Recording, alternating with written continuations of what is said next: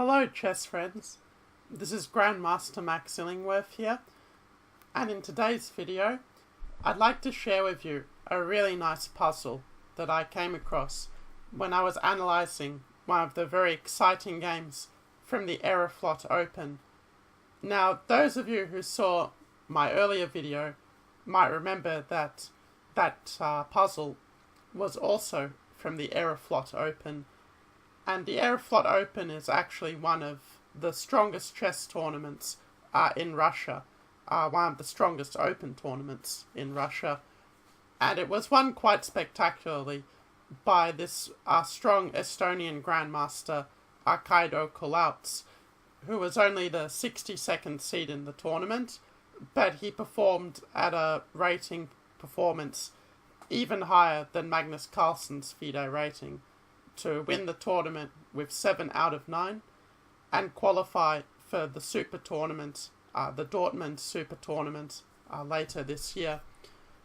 But okay, let's focus on the position in front of us here, where it is white to move, and white has a really golden opportunity in this position.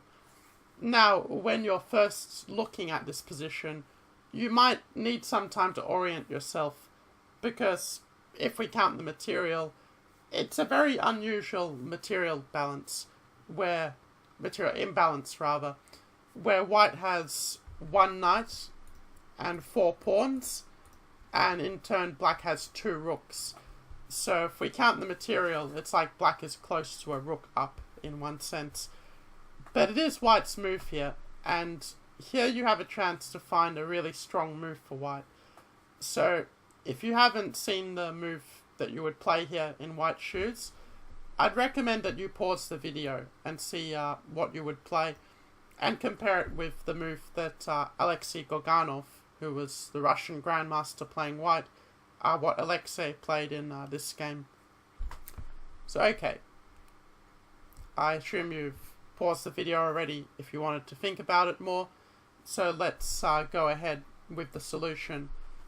Before I show you the winning move, let me cover a couple of other tries that might look like they work, but which are not quite giving white the win as such. So for example, you might have thought bishop e6 was really strong, forking the king and the knight. The problem is that black has this backward capture, rook takes e6, and without that bishop to bring about our attack, black's doing quite a good job of defending his king with the rooks, stopping the white knights from getting too close. And it's true, we can take a 5th pawn with queen b5, but we can already feel that we've lost control of the game, that we've lost the initiative.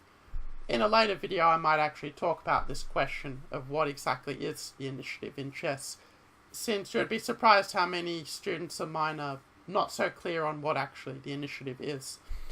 But we can say that black has control of the game once again with his material advantage, and therefore this is really not the best option for white to play the bishop to e6 here. What about some other tries? If knight to h6, sure, it is a check, and there is a saying, look at the checks and captures first, especially if you know there's a win. But after king f8, it's not that easy for white to find a good follow-up check. And it very often happens in chess that we just play some check because it just looks good, but when the opponent defends that threat, we have a hard time finding a good follow-up, and maybe our move just helped them get a better position, as is the case here.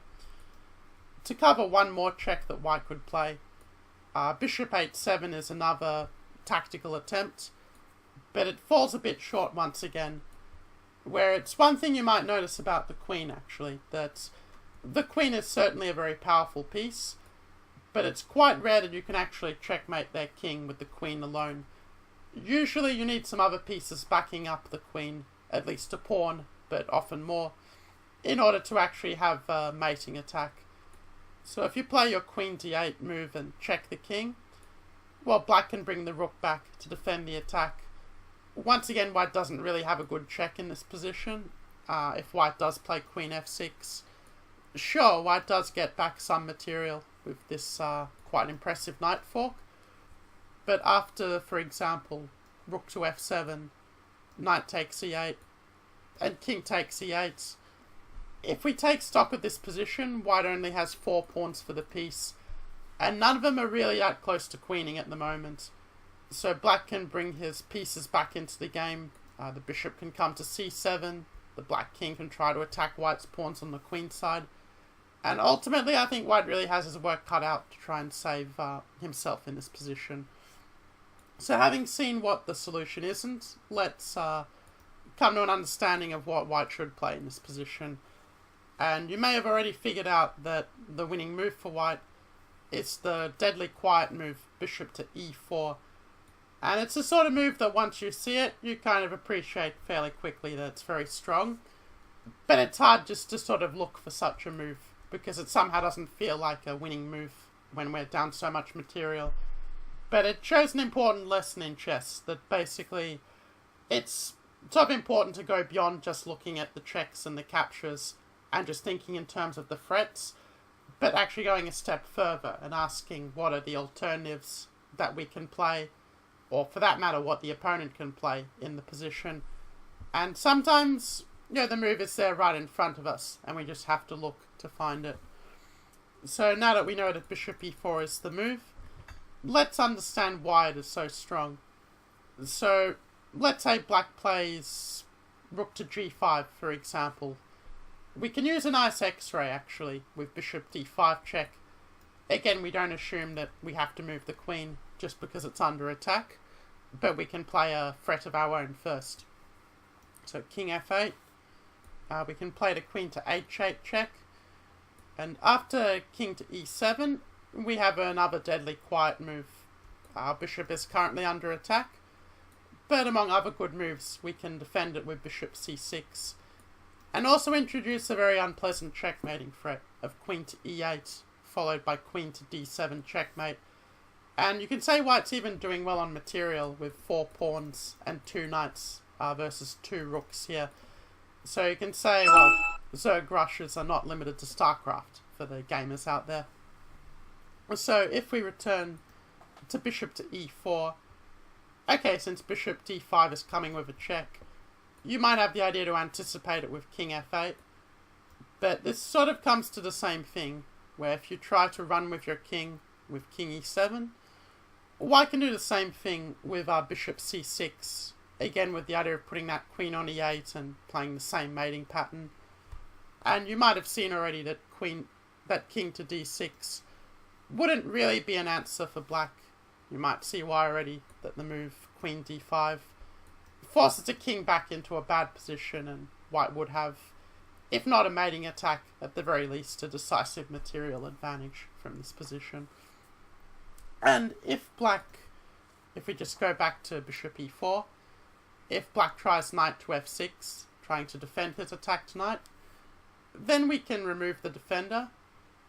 And okay, who can tell me how white wins from this position with white to play?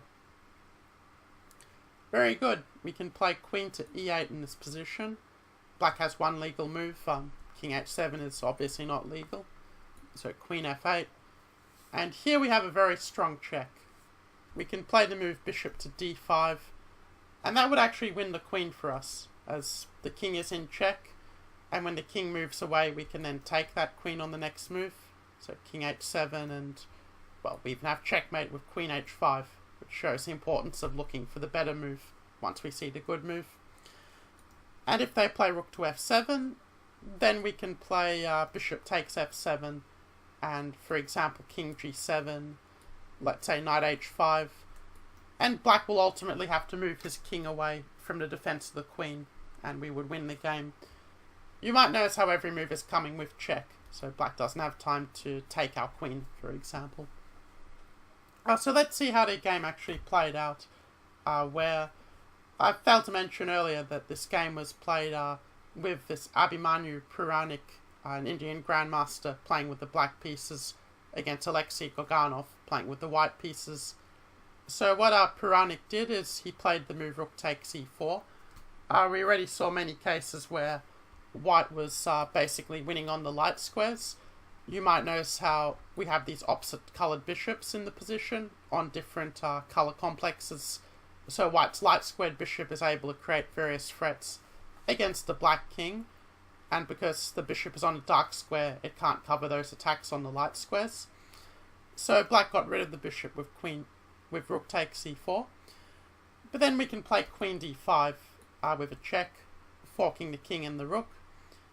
And the game continued king h8, queen takes e4. You might note that queen f2 is not possible because the knight is defending that pawn. And ultimately you get this endgame after queen e4 and knight takes e4, which is basically a winning one. And we can tell it's winning by counting the material, where we have 2 knights, that's nearly 6 pawns worth of material, and then 4 pawns here, so that's nearly 10 points worth, rather 11 points worth of material. And basically, from black's point of view, they have the rook, which is about 5 points worth of material, and the bishop, which is worth 3.5 points worth of material, roughly. So if you sort of put it that way, then basically 11 easily beats 8.5. And I think that if you played this position against me, or against the computer with you playing white, I'm very confident you would win from this position. And so the game basically ended in 9 to 10 more moves before black resigned here. White ended up just playing the knight to e5 and just pushing the kingside pawns, and there wasn't anything that black could really do about it. So just to recap, the solution to the puzzle after rook g7 was the move bishop e4 was the winning move for white, where the tactics just worked for white in all variations. So I hope that you enjoyed this puzzle.